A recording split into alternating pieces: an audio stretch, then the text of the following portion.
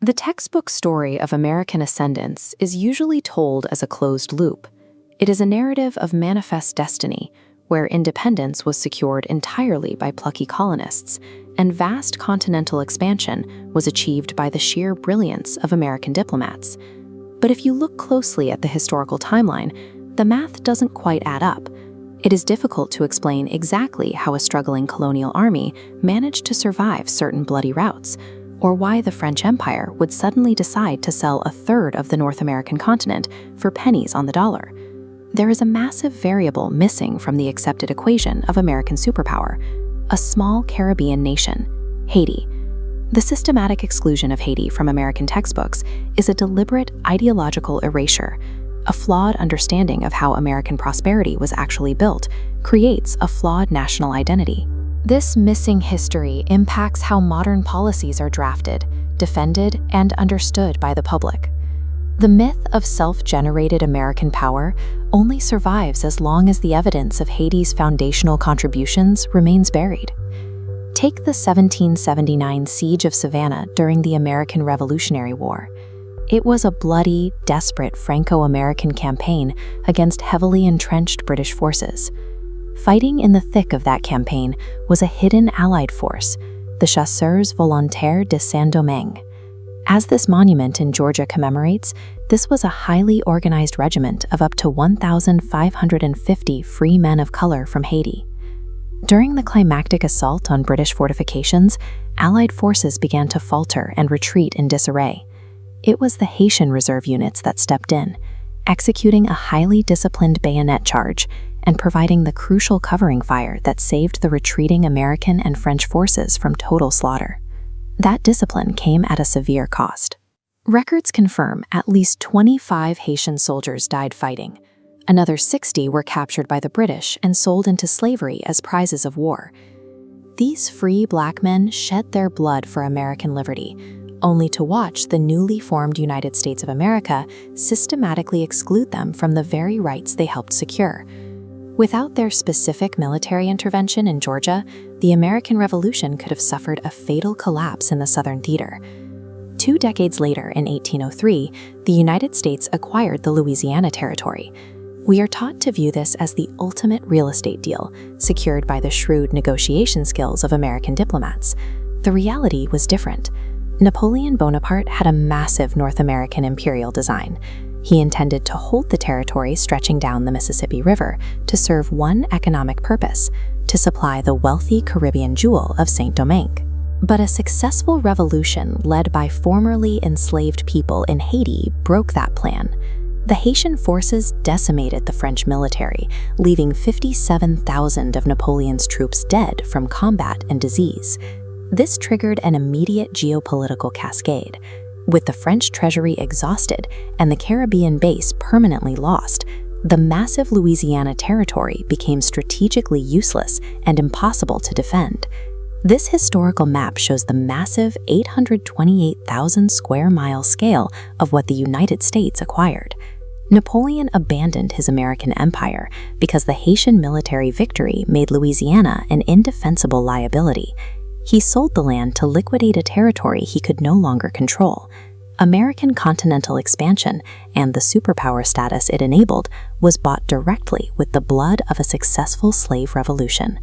This foundational support adapted right into the 20th century.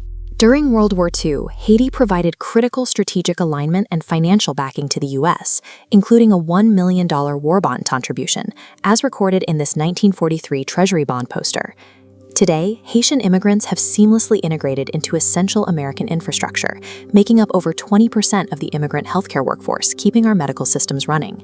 The U.S. government also continues to rely heavily on Haiti to maintain its regional dominance, operating a massive diplomatic and intelligence footprint out of Port-au-Prince, housing the second-largest U.S. embassy complex in the world. Haiti is not a distant historical footnote. It is an active, ongoing pillar of American security, public health, and diplomatic power. If this geopolitical and military impact is undisputed in the historical record, we have to ask why most Americans know absolutely nothing about it. The psychological motive is clear. Acknowledging that American independence and territorial expansion relied on outside help completely shatters the deeply held myth of self-generated American exceptionalism. In the 19th century, there was also a stark racial motive. Recognizing a profound debt to a Black republic born of a slave uprising was structurally impossible for a U.S. economy that relied entirely on brutal, expanding chattel slavery. So the U.S. institutionalized the erasure, enforcing decades of diplomatic non-recognition, participating in naval blockades, and scrubbing Haiti's involvement from textbooks. Historical amnesia regarding Haiti is an ideological weapon utilized to maintain a false narrative of inherent American supremacy. This deliberate historical amnesia has devastating real-world victims right now. Removing the history of mutual reliance leaves a vacuum filled by stereotypes of Haiti as a source of instability. This narrative provides the rhetorical foundation for restrictive border policies and the mass deportation of Haitian migrants. Current diplomacy often centers on unilateral aid packages. This framing ignores the immense historical debt created by the military and economic support that enabled American expansion. The solution begins with educational integration. We have to demand historical accountability in how we view U.S.-Haiti relations. We must shift our policies toward mutual respect, fully acknowledging the essential contributions Haitian Americans bring to modern society.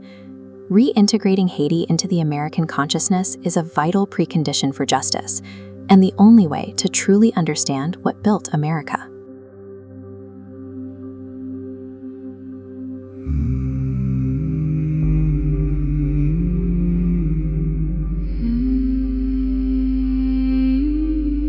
The room is still. The floorboards hold their breath. I came in carrying dust. I came in carrying names.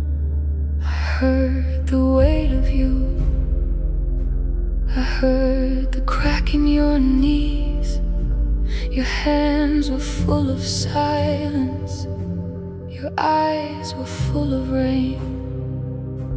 If you are here, then say my name. if you are near, then stay the same. I have no fire left, I have no claim, only this broken door. and a heart unchained.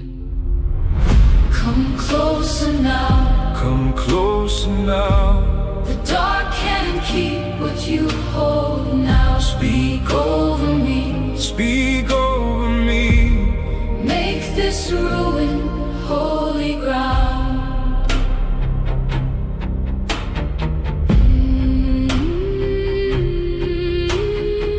I saw the line of ash across your shaking palms. I walk through every failure like a house with no lamps. You were not made for hiding. You were not made to fold.